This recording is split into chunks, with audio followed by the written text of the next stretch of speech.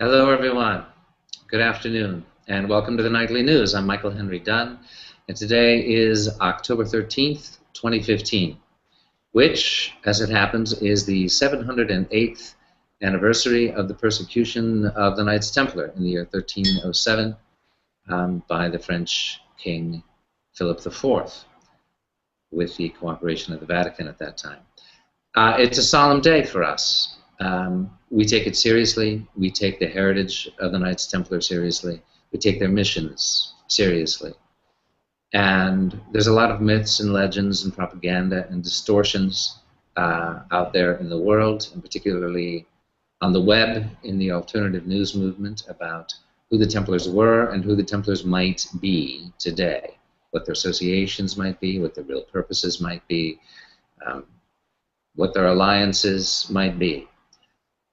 The Sovereign Magistral Order of the Temple of Solomon, which is the correct legal name of the restored Knights Templar Order, is celebrating this day in a fairly solemn way and also in a galvanized way, because we are launching the public outreach that we have been preparing very carefully and meticulously for the last 8 years, once the lineal and legal restoration of the order took place. Let me just share again with you who I am, how I came to this, and why it matters to Project Camelot TV viewers, to all the people who tune in to Carrie Cassidy and her work over the years in bringing in whistleblowers and truth tellers and those who see the larger perspective of the very complex picture of what's going on our planet at this time. My background is in the theater, is in Shakespeare, is in yoga meditation, is in human rights. And I probably first came to the attention of the alternative audience in 2012, 2013, when I accompanied Neil Keenan to Jakarta, Indonesia, to investigate the story on the global collateral accounts and the effort to recover those funds to be released into humanitarian programs. That effort drew a lot of attention to Mr. Keenan through David Wilcock and others. His efforts are ongoing. Neil and I sort of parted ways a year or so after that. Did a lot of good work, but saw that we had a different focus. Through our work to establish an international court of human rights with jurisdiction and enforceability, which is an ongoing effort, I was introduced to Prince Judge Matthew of Thebes. If you go to our website, KnightsTemplarOrder.org, again, that's Knights, plural, Templar Order.org. If you go to the government page, you can see extensive bios on all the members of our Grand Mastery Council, as well as the nation-state sovereignty, our acts and laws, and an enormous amount of history, scholarship, archaeology, spiritual history. It's a vast treasure trove of the documented facts. Not the myths, not the legend, not the propaganda, about who the Knights Templar were historically, their roots in ancient traditions stretching back to Pharaonic Egypt, and how it was brought back into full, restored vitality, lineally, legally, ecclesiastically, apostolically, canonically, etc. We've been very, very careful and meticulous about this because the Templars always had an active mission in the world. They had a day job, which was protecting the pilgrims on the way to the Holy Land. They are historically associated with the idea that they were anti-Islam, that they were the Crusaders, and neither of these is true. The order was established in 1118 AD, well after the Christian conquering of Jerusalem, and they were founded specifically because of the sacred archaeology that they were engaged in beneath the Temple of Solomon. That was the reason they went to Jerusalem. This distortion that the Templars were anti-Islam is being used today in the middle of the refugee crisis, in the middle of the NATO and Saudi-funded so-called ISIS, barbaric, savage terrorism that is taking place. The Templar name and image is being used to justify anti-Muslim prejudice, bigotry, and to somehow try to sanctify or glorify what is really attitudes towards our fellow human beings, towards our fellow believers, that is neither Christian, nor Muslim, nor decent, nor human.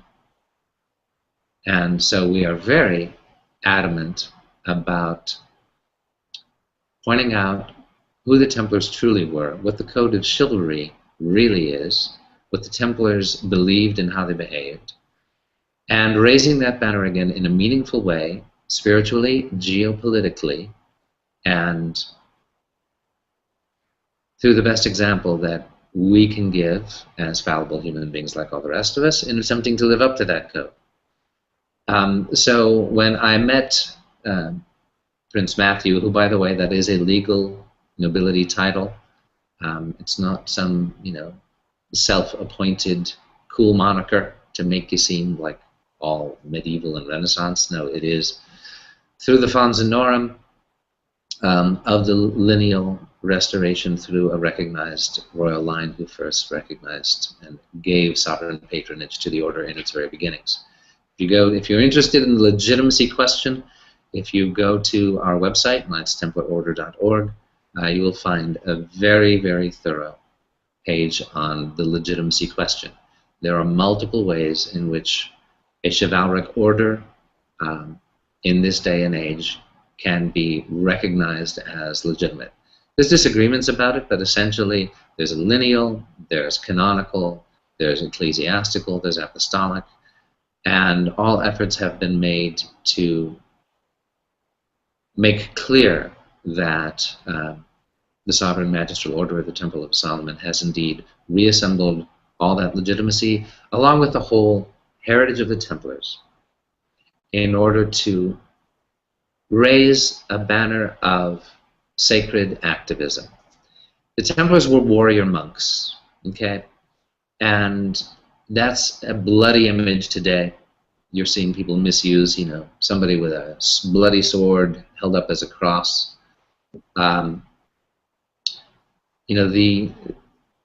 The truth about the Templars' deeper purpose, stretching back to the Sufis, to the Essenes, and to Pharaonic Egypt, was to protect sacred knowledge. And so, to defend the oppressed against oppression. That's where the sacred activism comes from. I am someone who's very influenced by the work of Andrew Harvey, who is probably the greatest teacher of sacred activism in the world today. What that essentially means is, all you folks up on the mountaintops in the caves, meditating and achieving peace, that's lovely. We need you down here in the world with that peace, moving amongst the terrible suffering and bringing that to the activists who are out there fighting the suffering, fighting the dark, fighting the evil, and burning out because it tears your heart out. And if you're not centered in some kind of spiritual path, and if you're not connected with some kind of spiritual community, whatever your background, you're going to fry your brains and heart and eventually give up. That tends to happen. So you meditators, come down and help the activists. Activists, come meditate. As warrior monks, that's the war today. It's an information war. That's what Project Camelot is about to me. That's why I've always been inspired by Carrie's work. That's what led me to the Knights Templar. We are drawing amazing people. You can see on our Grand Mastery page the quality of people who are rallying to the Templar banner at this time. So today, 708 years ago today, the French King Philip IV launched a takedown of the Templars.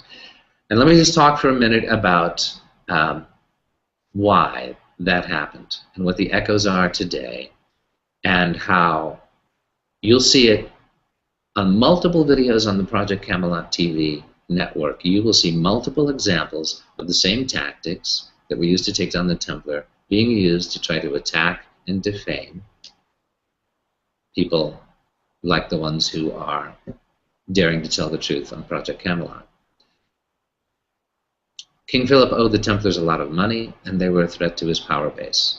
Historically, the Templars were actually a buffer between the oppressive power of kings and the church and the people. The Templars were actually the moving force behind Magna Carta, which we all revere as the first document that limited the oppressive power of kings and stood between them and the people. That was actually, in June of the year 1215 in Runnymede, when the barons came and forced King John to sign Magna Carta, those barons were all Templar knights in full Templar regalia who rode down to essentially force King John to create what became the Charter of Human Rights in the West, profoundly influenced the founding of the U.S. and many other democracies. Of course, the U.S. isn't a democracy anymore, as we know, but my point being that King Philip saw that they were a threat to his power base and he owed them money. He is credited by historians, King Philip IV, known as King Philip the Fair, with being one of the primary architects of the centralized bureaucratic nation state. He was consolidating state power. The Templars represented a threat to that. The Templars essentially represent the sovereignty of the soul, the individual right of the human soul to commune directly with God without interference from papal authority or any other religious structure. And they represent the sovereignty of the individual against oppression by tyrannous forms of government. So, defamation was the means chosen. There were two popes before the one who cooperated. They died mysteriously, and historians believe that King Philip, first of all, he had the first pope kidnapped. He died of shock. He resisted taking down the Templars. The second pope died of poison, and it was believed King Philip effected that assassination. He then had a childhood friend of his elected pope and cracked down on the Templars. Torture and defamation were used to extract false confessions. The parallel to today is that the Templars became basically utterly ineffective because Philip successfully destroyed the name and reputation of the order across Europe with these false confessions to spitting on the cross, bestiality, homosexuality, various laundry list of things that were used in tortured confessions. That is a pattern that we see today. All you need to do in the disinformation on the web is throw enough mud at some genuine light worker. Some of it is bound to stick. There's enough disinformation out there. Eventually people will become so confused, you throw up your hands, you go, I don't know who to believe anymore, right? So we're not asking you to believe us. It's like, okay, the Knights Templar are back. Great, whoopee, you're a bunch of medievalists who are trying to clothe yourselves in some legendary banner. Great. By our fruits shall you know us, right? So we have missions that we are working very hard on with geopolitical impact. We have spiritual alliances and help in restoring not only the legitimacy but also the spiritual vitality. So I'm going to bring on in a minute a very special guest who is a Grand Dame of the Templar Order, Robin Davis. She's a remarkable woman. Incredibly talented photographer, artist, branding consultant, social media pioneer, gutsy, amazing. RobinDavis.com with a Y, R-O-B-Y-N. And as was the campaign director for our Justice for Humanity. That's justice4humanity.org. Campaign to support the Arbitration Court of International Justice, which is the first licensed court, International Court of Human Rights for the people with global jurisdiction and enforceability. So I'm going to bring Robin on, and then in the course of our conversation, a lot of things will come to light. But this is launch day. We are really excited about just the confluence of events that that has come together. And it just happened to be early October. On Saturday, this past Saturday, October 10th, I gave a presentation on the return of the Knights Templar at the Beverly Hills Public Library. And the next day, I had the privilege of attending a Gnostic Eucharist at the Gnostic Sanctuary in Northern California, which was offered by Bishop Rosamond Ishfaku Miller, who is the carrier of the direct Mary Magdalene line of the Gnostic Church from the south of France in an unbroken line of Gnostic transmission for 2,000 years. That was an enormously moving experience for me. And yes, the Templars were devoted to and revered Mary Magdalene. The deeper Gnostic truth is that the reverence for the divine feminine is centered in alchemy, which is the balance between divine feminine and divine masculine. So we here in the Templar Order, with all this restoration work, legal work, geopolitical work, human rights work, fundraising work, risking our butts work, volunteer work out there. This is not, you know, some, oh, let's bring in lots of money from people who care about human rights. Anybody who knows what Carrie and her network has gone through in the past 8 years, it's not an easy road. But we've done all this work, and we've essentially done the masculine thing here. We've provided the container. We've laid the groundwork. We've, you know, busted our butts creating this structure. And now, thanks to the Holy Spirit, and that's the way I phrase it, you can phrase it however you like, the Shakti is coming in. The divine feminine is coming in for the balance. The sisterhoods are working with us. For me personally, having been raised Catholic, but very much with a yoga background as well, this is very moving to find the reverence that I was simply raised in for the divine feminine, both in the person of the Blessed Virgin Mary and Mary Magdalene, to reach this new universal global perspective at this crisis moment for us all. So with that, I would like to introduce one of the Grand Dames of the Templar Grand Mastery Council. Please welcome my very dear friend, Robin Davis. Hey there. Hello. Hey, Robin. Okay, so we're backing up, we're adjusting. Shakti has arrived. Shakti has arrived. Yeah, what a relief, everybody. Gosh, that's, you know. I bring the shock to the Shakti. Oh my gosh. As you can tell, she's good with memes. I bring the shock to the Shakti. I mean, I think that's got to be the legend of the show today. I'll be here all week, people. Right. Okay. So we're in Los Angeles at Robin's studio, Robin Davis Being, it's called, robindavisbeing.com. So Robin, I just want to ask you to share with us off the cuff about how you got involved, what drew you to the order and the missions, and share with folks a little bit about what's going on. Okay. Okay. Thank you. Sure. Well, as he said, my name is Robin Davis, and how did I get involved in this? That's a good question. This is kind of a coming out a little bit for me.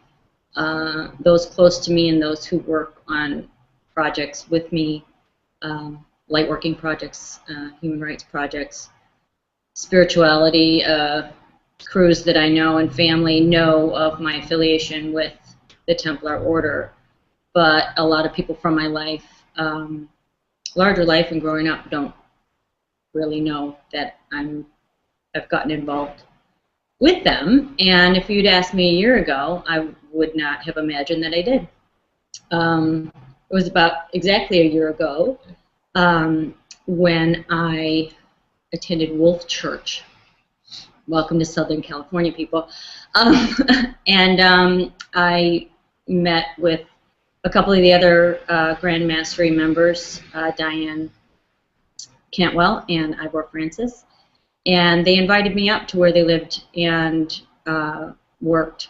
And I went to Wolf Church with my children, and they introduced me to Michael Henry Dunn.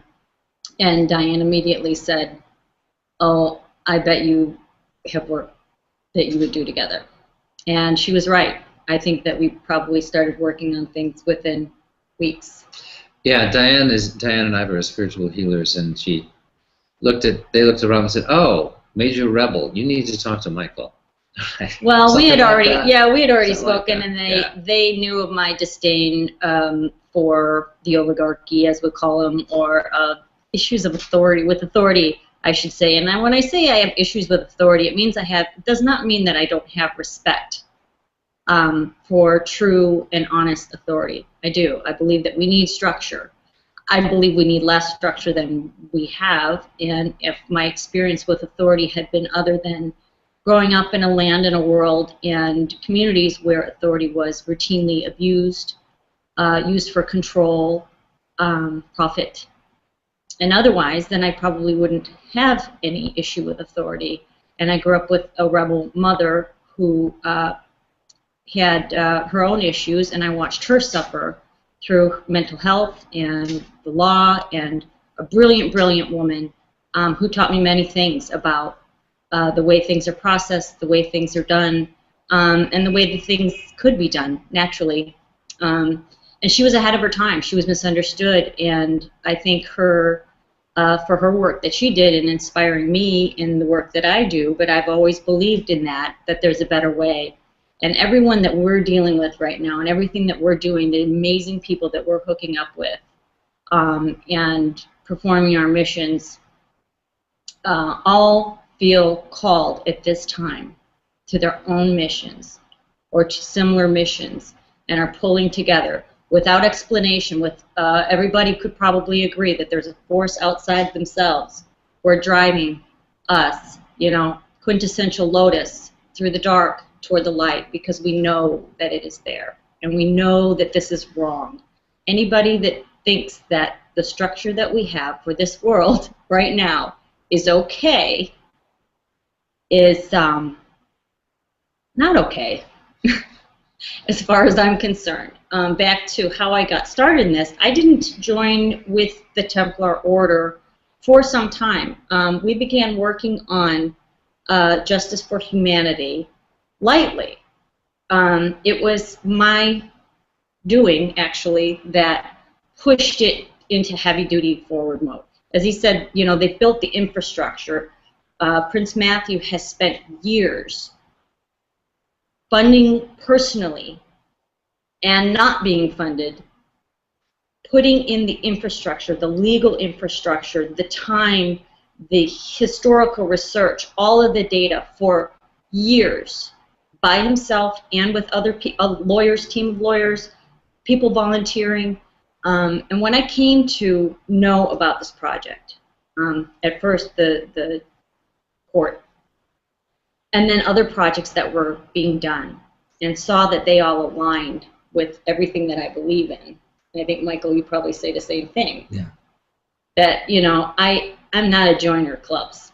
I don't belong to a church. Now I do. It's Unitarian Universalist, which is, to me, like a Templar Gnostic church. We're all runaways from every religion and background. People know that we want spirituality and faith and to help humanity and make our communities better, but we don't want to be told that this is the way and that's the way. And this is what the Templars represent. This is what originally they represented. And I have learned so much about Templar history and what they really did and really meant.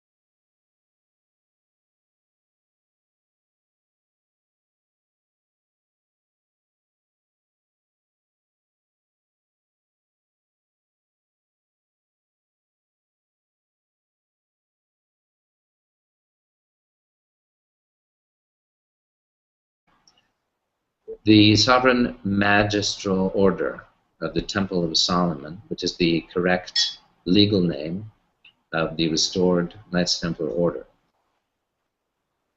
is celebrating this day in a fairly solemn way and also in a galvanized way, because we are launching the public outreach that we have been preparing very carefully and meticulously for the last 8 years, once the lineal and legal restoration of the order took place. Year 1307 by the French King Philip IV, with the cooperation of the Vatican at that time. It's a solemn day for us. We take it seriously. We take the heritage of the Knights Templar seriously. We take their missions seriously. And there's a lot of myths and legends and propaganda and distortions out there in the world, and particularly on the web in the alternative news movement, about who the Templars were and who the Templars might be today, what their associations might be, what their real purposes might be, what their alliances might be. Probably first came to the attention of the alternative audience in 2012, 2013, when I accompanied Neil Keenan to Jakarta, Indonesia, to investigate the story on the global collateral accounts and the effort to recover those funds to be released into humanitarian programs. That effort drew a lot of attention to Mr. Keenan through David Wilcock and others. His efforts are ongoing. Neil and I sort of parted ways a year or so after that. Did a lot of good work, but saw that we had a different focus. Through our